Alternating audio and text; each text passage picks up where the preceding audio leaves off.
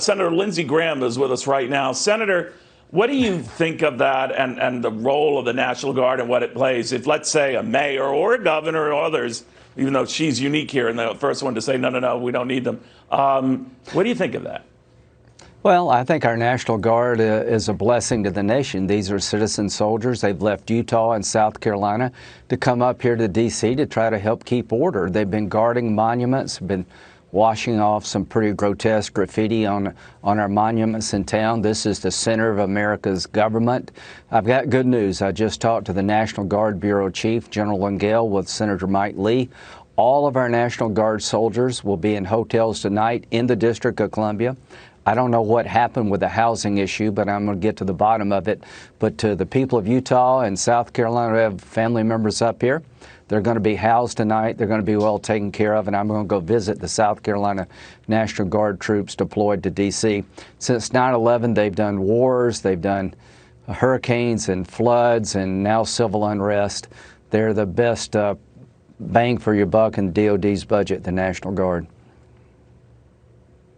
You know, Senator, the National Guard is one thing, troops are another. When you talk about sending in the military, right. There had been some concern when the president raised the possibility of the Insurrection Act that would allow him to bring, you know, soldiers into some of these trouble spots. His own defense secretary thought that was a bad idea. Then, of course, you have his former defense secretary, Jim Mattis, ripping him for dividing the country, being a divisive figure. Other former military types have been saying much the same. What do you think of all of that?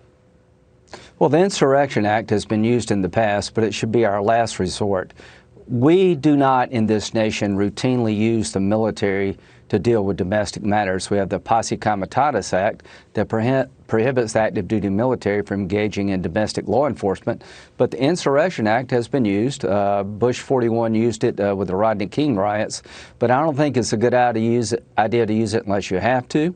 Because we don't want our military getting involved in domestic matters. The countries that routinely use the military to enforce the will of the government, that hurts the image of the military. So I think right now there's no need for the Insurrection Act, but it has been used and it should be the last resort. The National Guard is a different creature, and I think that's the right way to go. What did you think of the president's comments on Secretary Mattis to say that, you know, I fired him, Barack Obama fired him?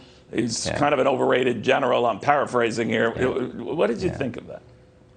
Well, I think General Mattis has earned every star that he's got, all four of them, and I've known him for years, and I generally agree with him.